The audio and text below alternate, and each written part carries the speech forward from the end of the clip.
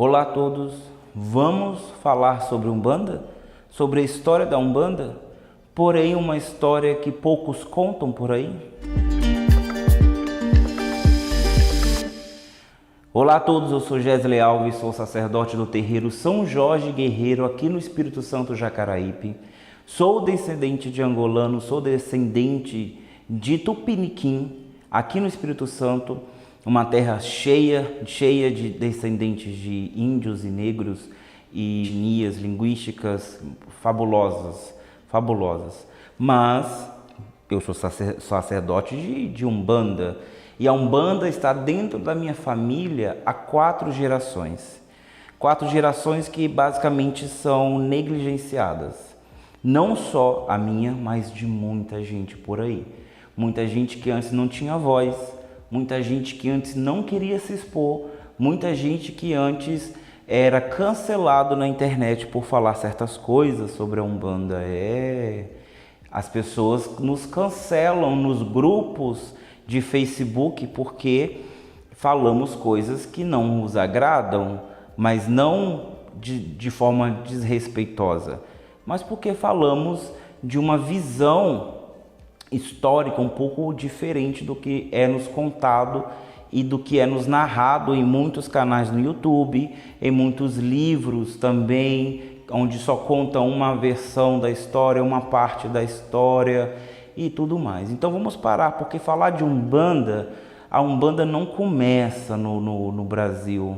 A Umbanda ela começa na Angola e no Congo. Antes da colonização brasileira, o Congo já tinha uma relação muito forte com a coroa portuguesa, após um certo papa liberar a escravidão de qualquer povo que fosse pagão. Esse papa era o Papa Nicolau V, e isso foi em 1452. Então ele simplesmente liberou, pode escravizar qualquer pessoa que seja pagão. Não é cristão, é pagão, que se resume assim. Então, Portugal, nessa época, já tinha uma grande frota marítima. Ela já era potência, a marinha de Portugal já era potência, tanto militar quanto comércio para comércio. Então, eles começavam a desbravar ali os mares.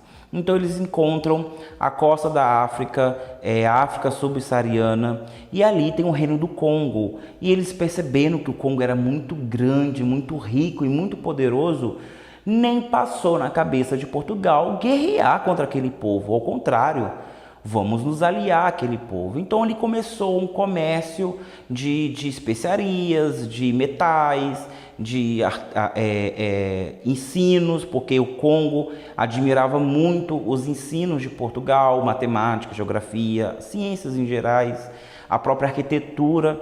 Então Nizanga, que era o rei de Congo naquela época, ele se batiza, ele vira cristão, fica super amigo ali do rei de Portugal. Porém, ao passar dos tempos, o Congo percebe que está dando escravo demais, vendendo, né? Ninguém dá escravo, se vende um escravo. Então, ele percebeu que estava vendendo escravo demais e estava ficando sem escravos do Congo no Congo.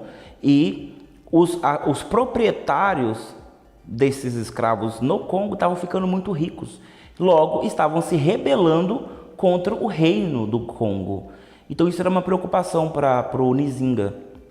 Então ele vai e quebra o acordo comercial com Portugal.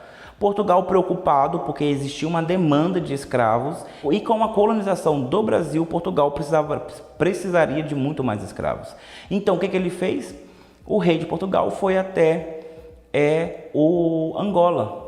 Angola é um país muito gigantesco ali na costa da África, basicamente quase no meio da África, assim, e ela é rodeada por outras nações, e a própria Angola tem muitas tribos, e até hoje essas tribos brigam entre si, e também não era diferente no passado. Então aquelas tribos, elas não conseguiam se juntar para lutar contra um inimigo comum. Então havia ali uma tribo escravizava a outra. e eles vendiam esses escravos para Portugal. O rei do Congo ficou muito preocupado, porque tudo bem, os comerciantes do Congo ficarem ricos e se rebelarem, ele poderia lidar com isso. Mas quando o seu inimigo começa a enriquecer e ficar poderoso, isso sim o preocupou. Então ele foi, sentou novamente com, se eu não me engano era o Dom João VI na época, não me recordo, talvez eu possa estar errado. Mas o rei de Portugal mandou uma carta para o Nizanga e eles novamente tomaram o comércio de escravos, impondo várias regras, e uma das regras era que seria proibido comprar escravos que não fossem do Congo, passada ali pelo porto do Congo. Então, tudo bem, Portugal aceitou porque queria manter uma boa relação com o Congo, porque era uma nação muito poderosa, e o próprio Congo começou a ir até a Angola e combater aquelas tribos, escravizá-los e trazer para o Brasil, assim também como foi levado para as Américas Latina, para a América do Sul e tudo mais. Não foi só no Brasil. Só que nesse meio tempo, o povo iorubá também começou a vender seus escravos. Os daomé começaram a vender seus escravos. E quando o Congo voltou com esse acordo comercial, esses povos, esses outros povos, perderam seu parceiro comercial, que era Portugal, o maior comprador de escravos de toda a história da humanidade. Então, esses povos começaram a piratear escravos. O que eles faziam? Eles iam na Angola, batalhavam contra os tribais, vendiam seus próprios parentes, muitas das vezes para se livrar de um amante, para poder ser pago uma dívida. Eu vou vender o meu devedor, vou lá, capturo ele, vendo, e daqui a pouco vai estar dentro de um navio, nunca mais vai ser visto, então a dívida morreu. Acontecia muito isso. O povo iorubá ia para Daomé, também fazia a mesma coisa, guerreava, quem perdia era vendido como escravo e tudo mais. A Nigéria é o principal país do grupo étnico-linguístico ali dos iorubás, e é onde o culto de orixá realmente acontece de uma forma muito fervorosa até nos atuais dias. E só que para os reis, né, da Nigéria, porque a monarquia lá é um pouco diferente, para os reis da Nigéria era impossível ser vendido um sacerdote ou uma sacerdotisa. Um sacerdote, uma sacerdotisa, levava-se muitos anos para que eles pudessem exercer esse papel dentro da sociedade, que era de muita importância, muita importância. Então, para os monarcas da Nigéria, era viável vender qualquer pessoa, menos um sacerdote ou uma sacerdotisa. Então, voltemos para Angola. A Angola foi o berço da Umbanda. Até atualmente ainda se toca Umbanda na Angola. Só que a Umbanda da Angola, ela é Umbanda de umbandeiros. E a Quimbanda da Angola é Quimbanda de quimbandeiros. Esse povo ainda existe lá. No passado eles eram nômades, que eles passavam por diversas tribos e para poder aprender medicina, para poder aprender o uso das ervas, das raízes, aprender sobre divindades, sobre espíritos. A Umbanda se dedicava à cura através das rezas às divindades e o uso das ervas e dos frutos, das raízes, e não havia manifestação nenhuma espiritual. Era uma reza, era uma prece. Já a Quimbanda, do quimbandeiro da Angola, ele fazia a mesma coisa. Ele buscava a cura através das folhas, das raízes, dos tubérculos, mas ele evocava o espírito ancestral daquela pessoa ou seu próprio espírito ancestral para administrar a cura através de um efeito mágico. Ele despertava os fetiches mágicos dele através da evocação espiritual ancestral. Então esse conceito de culto ao ancestral na Angola foi passando para Daomé, foi passando para os iorubás, foi passando para o Congo. Hoje grande parte da Nigéria cultua ancestrais, isso há mais de 500 anos atrás. E se a gente for olhar, é muito mais tempo do que isso, porque a África é milenar, milenar. Os egípcios já faziam culto aos ancestrais. Talvez nós não temos essa informação, nem os historiadores têm essa informação, mas ninguém sabe se eles entravam em transe ou não. Escolas mágicas atuais dizem que sim, mas não existe fatos históricos, algo relatado de fato que havia ali uma incorporação de algo que seja espiritual. Às vezes acontecia de uma divindade, mas era a questão do culto deles mesmo. Mas a gente não pode esquecer que o Egito é africano. A gente vê filmes relatando os faraós, os egípcios, como pessoas brancas. Então, assim, é triste. Quando a gente volta para a história da Angola, onde a cada 100 escravos, 80 era da Angola. Então, o culto que mais se preservou aqui no Brasil colonial foi o culto de Angola. Hoje nós temos várias palavras no nosso português de dialeto quicundo, quibundo, banto, por causa do povo de Angola. A gente, pouquíssimas palavras dalmeniana nós temos. Na verdade, eu nunca escutei nenhuma de origem dalmeniana no nosso meio. As palavras iorubás, hoje é popular devido ao crescimento do candomblé de Queto, principalmente os jovens estão entrando mais no candomblé, então trazem essa linguagem para o cotidiano. Então, mas o candomblé de Angola e o povo de Angola acrescentou muito à comunidade brasileira, essa nação maravilhosa. Então nós não podemos desprezar isso. Lá na Angola também existe o culto aos niquinces, aos diquinces, né, que é o plural de niquince, que são divindades sem consciência, sem emoções, são divindades que se manifestam baseados nos fenômenos naturais que nós encontramos na natureza. O raio, o fogo, o trovão, um tufão, o mar, a terra, o pensamento, o espírito, o vento, o pó, tudo isso era representado por divindades, chamada diquinces ou niquince no singular. Essas divindades vieram para o Brasil com uma força tremenda, porque ao contrário dos nigerianos, vieram sacerdotes angolanos para cá. Então eram pessoas que tinham autoridade ali para falar sobre essas divindades. Também vieram bandeiros, também vieram quimbandeiros, porque apesar deles serem nômades, mas se eles estivessem passando diante de uma comitiva, eles eram capturados, porque não dependia de você ser pagão ou não. Dependia da cor da sua pele. Dependia, era só disso. Então, aqui no território brasileiro, nós vamos ver a Umbanda, a Quimbanda, o culto ao Diquince, o culto ao Orixá e o culto ao Vodum, ali sendo misturado no caldeirão chamado senzala. E a gente vai colocar também um temperinho de catolicismo e um temperinho também de culto indígena, que de sua maioria era tupi-guarani, porque eram os povos que era de maior etnia aqui na época, que eles ocupavam a costa brasileira.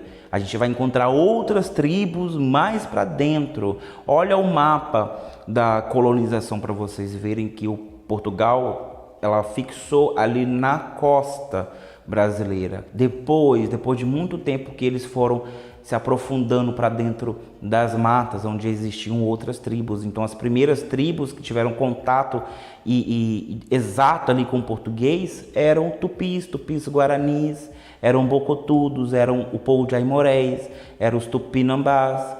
Então esse povo que praticamente falavam a mesma língua, que era o tupi, eles foram também escravizados. E depois que os negros começaram a vir para o Brasil, eles começaram a parar de escravizar índio, né? Porque o índio não ficava preso. Ele lutava com todas as forças ali, mas infelizmente muitas índias permaneciam sendo capturadas. A minha tataravó, ela foi capturada por laço e ela foi presa dentro de casa, da casa do Senhor, e até ela se acostumar com eles ali, até ela começar a obedecer, porque na visão deles a mulher era mais submissa. Então ela ia obedecer e ela ficou durante muitos anos cuidando daquela fazenda ali, cuidando dos filhos da casa do cara lá, do tal senhor, né? O senhor dela. Então é história brasileira, gente. Essa mesma tataravó, depois ela vai conhecer meu tataravô que veio da Angola. Os dois se juntaram, tiveram o meu bisavô Ricardo Silva, e eles tiveram ali o meu bisavô Ricardo. Ele então nasce, aí fica muito difícil definir, né? Se ele é um caboclo ou se ele é um mulato, né? Mas ele é a mistura dos dois, Mas vamos voltar para a história da Umbanda. Então, quando ali dentro da senzala esses cultos eles são misturados, muita coisa sobe, muita coisa desce. Num cozimento a gente vê que os elementos eles se separam, eles se misturam e eles tornam-se separar, e depois eles vão virar um elemento completamente diferente. Com a cultura é da mesma forma. Nos misturamos, juntamos o que é bom, tiramos o que é ruim, nos misturamos novamente e entregamos uma cultura completamente nova com base em outros elementos. Você pode cozinhar um frango com batata por horas e horas e horas, ele nunca vai deixar de ser frango com batata. Só que ele vai ter cozimento, textura, tudo diferente. Tudo depende de quanto você faz essa mistura. A cultura da mesma forma. Então, dentro da própria senzala, já tinha um movimento separatista acontecendo de forma inconsciente. Haviam as pessoas, os negros, que queriam manter a sua própria cultura, que no caso eram os angolanos, que eles queriam manter sua própria cultura. Eles não queriam misturar, eles não queriam sincretismo, eles não queriam nada. E esse movimento, séculos depois, ele vai se tornar o candomblé, que hoje isso em qualquer roda de pai de santo de candomblé você vai escutar. Basta você sentar e conversar com um pai de santo que tem história, que tem vivência, que tem uma raiz. Ele não se autoproclamou um sacerdote. A força dele veio de outro, que veio de outro, que veio de outro, que veio de outro. Para e conversa com esse cara. Ele vai falar. A primeira nação de candomblé foi da Angola. Foi o culto aos niquinses. Angola. Dentro do candomblé de Angola nós vamos ver o samba Angola, que é o tambor de caboclo, que é um culto voltado aos ancestrais brasileiros, e isso está narrado naquele filme O Jardim Sagrado, acho que é esse nome mesmo, O Jardim Sagrado. É narrado isso, o quão era importante para os angolanos pedirem licença primeiro para os caboclos dessa terra, antes deles invocarem os seus próprios deuses. Foi o primeiro candomblé. Esse povo que queria prevalecer a sua própria cultura, eles guardaram os segredos, eles guardaram os fundamentos, eles guardaram as folhas, as rezas, as ervas. E todos os outros candomblés que vieram depois beberam dessa fonte. E ainda hoje bebem. Se a gente pegar elementos do candomblé de Queto, do Efon, do Jeje, nós vamos ver elementos muito semelhantes aos da Angola, porque beberam dessa fonte. E nós temos terreiros de muitos tempos aqui, principalmente no Rio de Janeiro encontramos, na Bahia encontramos terreiros que são muito mais antigos do que os terreiros que falam que são terreiros mais antigos do Brasil. Mas por quê? Porque eles não tinham preocupação nenhuma de datar as coisas. Não era preocupação do negro ficar anotando ou chamando o jornal para fazer datação de alguma coisa. A preocupação deles era o quê? Preservar sua cultura, sobreviver um dia após dia, se alimentar, ter segurança, ter saúde. A preocupação era essa, não era datar nada. Então, quando começa esse movimento separatista inconsciente, tá? Isso foi inconsciente, ninguém parou e planejou isso, foi inconsciente, foi voluntário. Então, a outra parte de quem não se importava com o sincretismo, eles começaram a sincretizar, então eles começavam a cantar para as divindades e trocavam o nome das divindades por nomes de santos católicos para agradar os ouvidos dos colonizadores, porque se eles ouvissem certas palavras, eles sabiam do que você estava falando. Não era preocupação aprender a língua do escravo.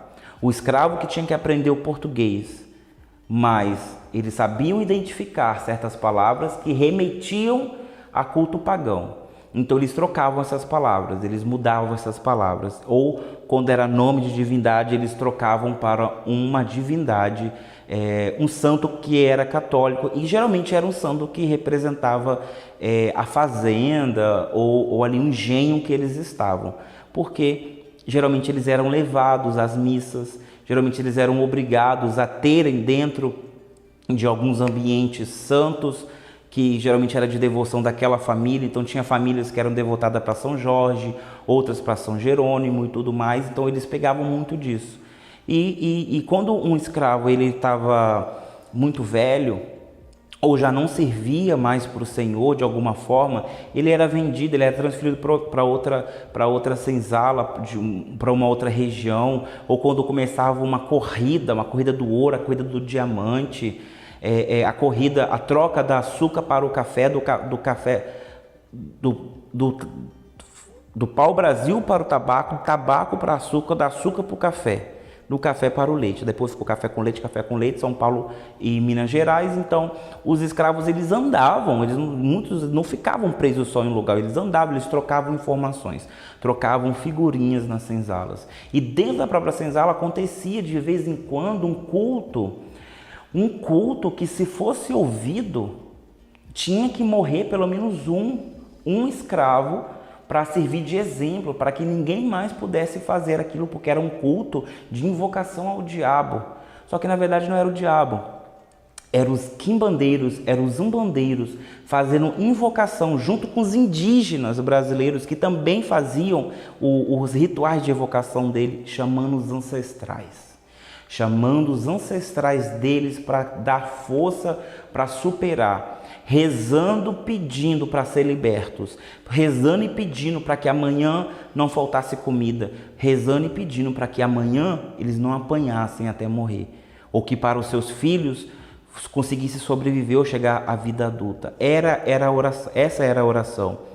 O culto à divindade, Niquince, Vodum e Orixá não era possível nessa época. Mesmo com o sincretismo não era possível, mas o culto ao ancestral era possível. Geralmente ou era feito dentro de uma mata ou era feito dentro da senzala, de uma forma bem quietinha. Apenas um pequeno lampião aceso ali, mas não podia ficar muito aceso durante muito tempo para não chamar a atenção dos capitões do mato, ou de algum policial que estava passando, ou de qualquer pessoa que pudesse curiosamente ir lá e denunciar depois aqueles escravos. E eles entravam em transe, e esses ancestrais vinham e davam ali conselhos, passava receitas de ervas, passava receitas medicinais, passavam banhos, passavam diversas coisas. Muitas ervas que a gente encontra aqui no Brasil hoje foi tragas pela África, pelos africanos. E eles pegavam a semente de certas plantas, escondia num pano que eles usavam como fosse uma sunga, uma cueca, alguma coisa assim, um farrapo que eles davam para eles, colocava aquela semente ali. Quando chegava aqui eles plantavam. Assim a cannabis veio para cá e muitas outras ervas vieram para cá. Então ninguém planejou nada disso, ninguém planejou, mas a espiritualidade estava guiando tudo para acontecer. Logo tem que acontecer, estávamos submissos a isso, a essa tirania. Então tivemos a espiritualidade, ela estava agindo para dar um pouquinho de esperança, nem que fosse uma única gota de esperança, mas ainda tinha esperança. Então, quando os povos indígenas viram também que o negro também sofria dentro das senzalas, muitos índios ajudavam os negros a fugirem e levavam eles para os quilombos. Muitos índios ensinavam o escravo a usar a erva certa, a raiz certa para certos tratamentos medicinais, mas tudo isso tinha que ser feito muito escondido, porque até usar certas ervas, certas receitas, dependendo da forma que você vai usar, e geralmente era qualquer forma, você poderia apanhar, porque isso era dito que era feitiçaria. E a história da Santa Inquisição está aí para nos ensinar que essas coisas existiram sim, e aqui no Brasil também. Então tudo era feito muito calado, muito quietinho. O negro amanhecia sarado, curado, mas eles tinham que atribuir essa cura a quem? Ao santo. Não, eu rezei para santo, eu rezei para Santo Antônio, eu rezei para fulano de tal, e funcionou. Quando esses negros eles têm filhos, caboclos, ou quando era mulatos, né, que era a mistura do caboclo, que era a mistura do negro com o branco, nascia um crioulo. Quando que era negro com negro, então nascia um mulato ou um próprio descendente de africano, tal, mas não deixava de ser escravo. Nascia então ali uma segunda, uma terceira geração, e essa geração não conhecia mais a terra-mãe como seus antepassados conheciam. Eles não tinham mais guardados em seu seio a memória do que era ter uma terra-mãe. Eles nasceram aqui. Então, essa terra passou também a ser deles. Então, foi adotado com muito carinho o catolicismo, mesmo muitos não puderem entrar dentro das igrejas. Muitas igrejas foram construídas por escravos, e até hoje historiadores, arqueólogos acham fundamentos debaixo dos altares. Eles faziam fundamentos ali, representando entidades, representando divindades, representando ancestrais, para que quando eles fossem forçados a se dobrar diante daquele altar, eles estavam ali, com a memória. Ali tem uma representação do meu descendente, do meu ancestral, do meu orixá, do meu vodum, do meu niquinse. Então até hoje, aqui mesmo no Espírito Santo, tem vários estudos e diversas vezes aparece no jornal que foi achado elementos africanos junto ao altar. Quando uma igreja vai entrar em restauração, eles acham muita coisa. Então o negro fez de tudo para preservar a sua cultura africana, mas o seu descendente não conhecia essa cultura. Então ele aprendeu baseado no que os seus antepassados o ensinaram. E o que também os próprios padres também ensinavam, o que os portugueses ensinavam para eles, tá? Então esse fenômeno de preservação ela foi diminuindo. Aí surgem os beatos, surgem os rezadores, surgem os pseudo-xamãs que usavam das medicinas para curarem tal problemas, mas eles não tinham uma nomenclatura própria. Mas existiram diversas pessoas com fenômenos espirituais aqui no Brasil, e muitos deles tiveram que atribuir isso a santo, ou tiveram que atribuir isso a demônios, ao próprio diabo. A própria questão de você falar, cantar no passado que Exu era o diabo, era uma forma de se rebelar contra o seu senhor, que basicamente dizia: olha, não mexa comigo. Se você falar que eu tenho o diabo, eu estou falando para você que eu tenho o diabo. Então você não pode mexer com o diabo, porque o diabo é o inimigo de Deus. O diabo, ele vai te tentar, é aquela coisa toda. Então muita gente usava o diabo, o Exu, como atributo para se defender ou afrontar o seu senhor. E isso cresceu muito mais pós-escravidão, porque aí o negro, o caboclo, o mulato, ele já tinha mais liberdade, e de fato tinha, mas não tinha, aquela coisa toda, né, que a gente conhece da história. Mas ele tinha a condição de fazer seu culto, isso ele tinha, mas desde que fosse segredo, fosse quietinho, não chamasse atenção e de forma nenhuma falasse contra a Igreja Católica. Essas eram as condições. Então, basicamente, você não tinha que existir. Era isso. Então, ou você ia para a Igreja Católica ou você não ia. Pós-escravidão, nós vemos um movimento muito mais forte, beato, em todo o Brasil, da ponta a ponta. Em todo lugar a gente vai encontrar, até hoje, um bezendeiro, uma rezadeira, um rezador, um quimbandeiro. A gente encontra ainda essas raridades, esses diamantes no Brasil. E naquela época não era diferente, porque eles tinham que fazer os seus cultos em casa, mas para não chamar a atenção do padre, que era um caguete, era um dedo duro para as autoridades, eles iam até a missa. Então eles iam lá e descobriam tudo e voltavam para suas casas e acendiam sua vela para os seus ancestrais e tudo mais. Muitos fundamentos de Umbanda começou lá, nesse período. O congá, o altar, o uso da bengala para benzer, as plantas, tudo basicamente veio à tona nesse período. E nós estamos falando disso aí em 1888, foi quando saiu a Lei Áurea, quando o negro saiu de dentro das fazendas e foi morar nas margens das cidades grandes, que era Salvador e que era o Rio de Janeiro. E São Paulo estava começando a dar os seus primeiros passos rumo à grandeza. Então, em Minas Gerais também, não podemos esquecer Minas Gerais. Então, esses negros estavam ali, formando as primeiras favelas, as primeiras comunidades, tocando a sua macumba de forma discreta. E eram chamados esses territórios de terreiro. Por que terreiro? Porque as casas praticamente não existiam, eram barracos. Então era impossível aglomerar pessoas dentro do barraco. Então tocava-se no terreiro da casa.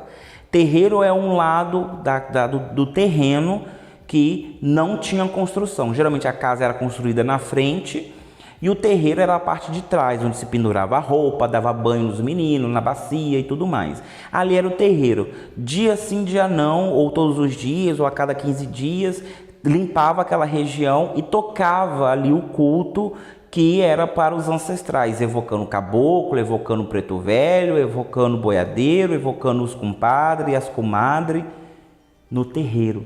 Vamos para o terreiro de fulana. Por que era chamado assim? Porque para se o policial escutasse, ele não ia saber de nada. Ele vai para o terreiro. O que é terreiro? É um espaço, tal, num terreno, é um terreiro. Então era fácil de se comunicar sem chamar atenção. Por quê? Assim que caiu a monarquia no Brasil, assim que a primeira federação surgiu no Brasil, foi nomeado aqui um homem chamado João Batista de Sampaio Ferraz como o chefe da polícia do Rio de Janeiro. E esse homem amoroso, ele tinha como o principal objetivo acabar com a capoeira, com o samba, com o candomblé e qualquer manifestação religiosa ou cultural que acontecia aonde os negros estavam. E esse cara era o chefe da polícia. Foi o primeiro chefe da polícia nomeado na Federação Brasileira. Então, esse cara fez o inferno na vida dos negros, dos caboclos, ali da região das favelas, e não podia cultuar. Então, qual era a preocupação? Chamar o jornal, que era da federação, ou fazer uma cartinha? Um povo que não sabia ler e escrever, não tinha como registrar essas coisas. Nós sabemos, nós que participamos disso, nós sabemos porque nossos pais nos contaram, porque nossos avós nos contaram, porque nossos bisavós nos contaram, porque nossos tataravós viveram isso. Então é por isso que nós sabemos. E não só eu como descendente, mas como muitas outras pessoas. No Facebook, nas redes sociais em gerais, quando se levanta essa questão, a gente é cancelado, porque se alguém falar, mas a minha bisavó tal, mas o meu bisavô tal, a gente é cancelado. Eu mesmo já fui expulso de diversos grupos que chamava Grupo de Estudo de Umbanda. Olha que lindo. Não podia postar livro, não podia fazer comentário, tinha que aceitar e pronto, acabou. Então, assim, não havia uma discussão, não havia. Também já desisti porque de cinco eu era expulso. Eu, os meus filhos de santo, o pessoal que geralmente conta essas histórias, eu vejo, é só ir lá. É só você olhar os comentários, vá para os comentários. Não fica só na superfície da informação, se aprofunda. Nós estamos lidando com uma religião, não é algo superficial, é algo muito profundo, é cultural. É muito profundo essas águas. Então, se você quer ficar só na marola, só no superficial, claro que você vai parar na história de Zélio de Moraes. Claro que você vai parar na história de Zélio de Moraes. Você não vai mais a fundo. Mas isso não é ruim quando nós falamos de Zélio de Moraes, que é um cara muito importante para a nossa história. Não desmerecendo de forma nenhuma Zélio de Moraes. O problema é quando você só para nele. Bloqueando, ele tem mais coisa para trás. Tem mais coisa para trás. É como se você fosse estudar o Egito e parasse ali na época da Cleópatra, quando a Cleópatra era grega, branca. Não teve 5, 6, 8, 10 mil anos de história antes de Cleópatra, a última Cleópatra, de Marco Antônio. Então ali tem muito mais história. A Umbanda tem muito mais histórias do que isso. E tem muitas famílias aí querendo falar sobre isso. E eu vou trazer aqui. Por isso eu peço que você se inscreva no canal para você ficar atento aí, ativa o sininho para você receber as notificações. Eu vou trazer muita gente aqui, gente do Espírito Santo, gente do Rio de Janeiro que eu tenho contato, que eu converso, troco informações sobre Umbanda tradicional para a gente falar sobre isso. E isso é muito engraçado, porque hoje mesmo eu falei com um amigo meu, ele veio aqui em casa e ele veio do Rio de Janeiro há muito tempo atrás, frequentou os terreiros mais antigos do Rio de Janeiro, desde criança. Aí eu perguntei para ele, eu vou fazer um vídeo sobre o Zélio de Moraes, sobre a história da Umbanda. Ele falou, quem é Zélio de Moraes? Quem é Zélio de Moraes? Eu falei, você não conhece Zélio de Moraes, o fundador da Umbanda? Ele não, achava que a Umbanda era africana, que a Umbanda tinha vindo dos negros escravos. Não sabia que a Umbanda tinha sido fundada por Zélio de Moraes em Niterói. Eu falei, não. Explica aí a história, o contexto, tal, mas para nós vermos que existe muito mais história do que só esse ponto de vista. O Zélio Fernandinho de Moraes é um homem muito importante para a história da Umbanda. E isso também eu narro para as pessoas que não conhecem, pratico Umbanda há muito tempo e eu falo porque o Zélio foi muito importante. Os artistas começaram a cantar pontos de Umbanda graças a Zélio de Moraes, a fama que a Umbanda veio a partir dele, a organização do culto também, a mensagem que ele trouxe junto ao caboclo das 7 encruzilhadas. Então o Zélio ele é muito importante para a história da Umbanda.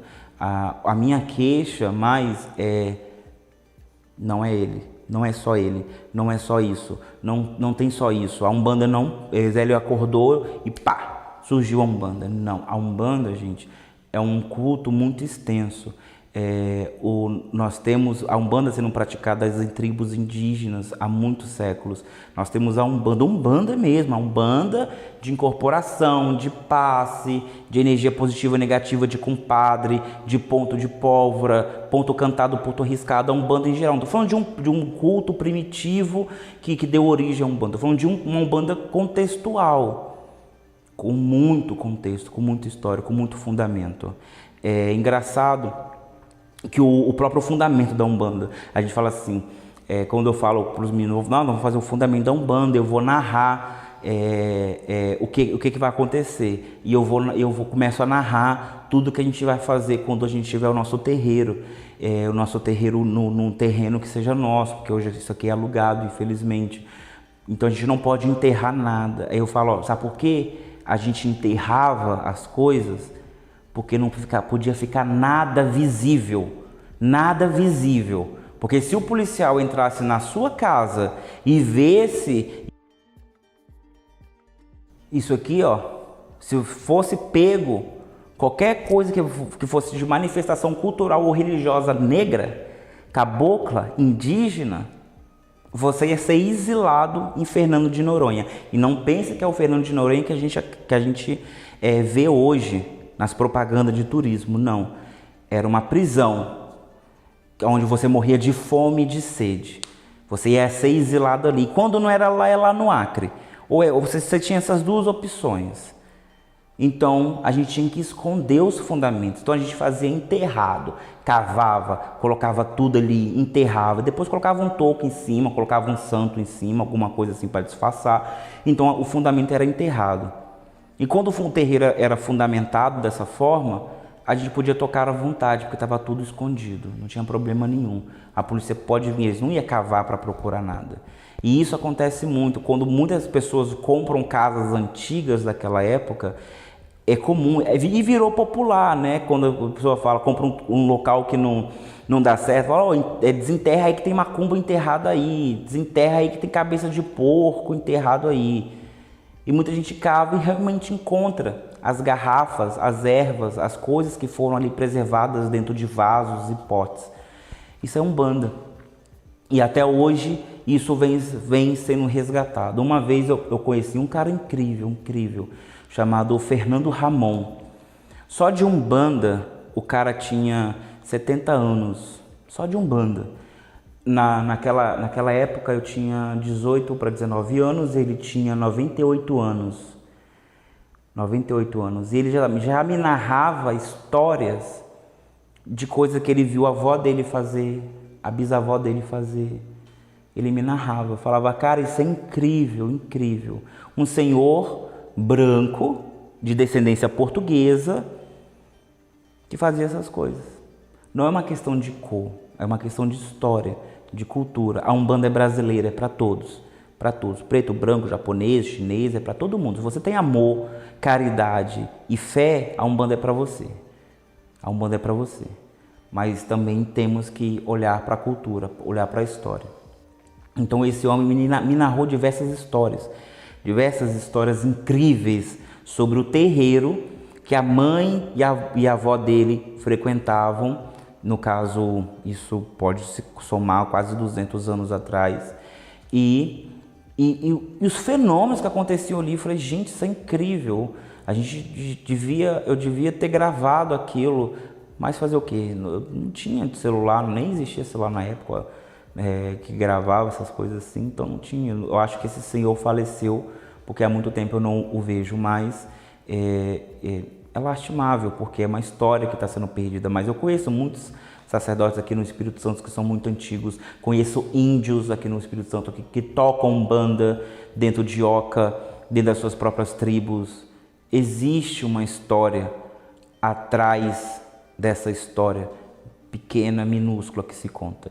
Isso, a gente não é para diminuir a importância de Zélio de Moraes, mas é para aumentar a importância da Umbanda, para aumentar, porque da mesma forma que o candomblé é patrimônio histórico, assim como a capoeira também é patrimônio histórico da humanidade, a Umbanda também é. A Umbanda também, ela vem de muito tempo atrás, ela não nasce em 1908, ela nasce quando o primeiro negro angolano pisa em terras brasileiras, onde traz no seu sangue a Umbanda de umbandeiro e a Quimbanda de quimbandeiro, tá? Então, vamos rever um pouco essa história, vamos colocar Zélio onde ele realmente deve estar, que é num pedestal muito importante da história da Umbanda, mas também vamos colocar as outras personalidades, os outros povos ali que deram base para que tudo isso aconteça,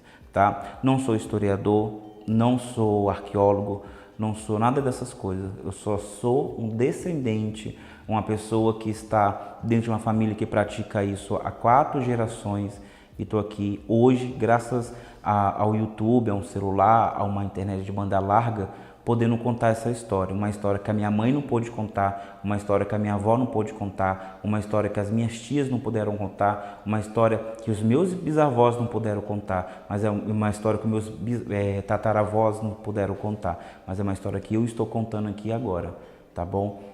Agradeço a todos, deixa o seu like, seu comentário, deixa aí se você também compartilha dessa ideia, se você também tem descendentes que praticavam Umbanda antes de 1908, que isso é muito importante nós sabermos. Vou trazer diversos convidados para conversar com a gente, Por enquanto nosso canal está bem simples, mas nós vamos fazer isso crescer. Vamos trazer informações sobre uma Umbanda mais tradicional, personalidades que realmente falem de Umbanda, Umbanda que toca no coração da gente, Umbanda que deixa uma identidade no nosso coração.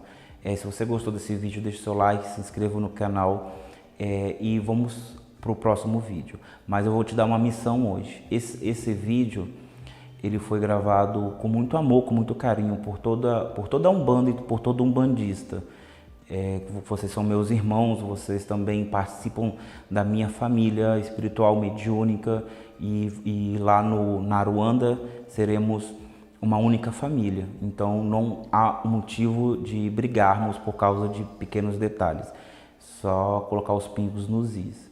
Porém eu peço que você compartilhe esse vídeo com pelo menos uma pessoa ou pelo menos um grupo, para que essa indagação possa chegar a mais pessoas também. E nós possamos levantar essa discussão que é muito importante para a nossa Umbanda e para concretizar a tradição de Umbanda aqui no Brasil. Tá bom? Muito obrigado. Saravá a todos.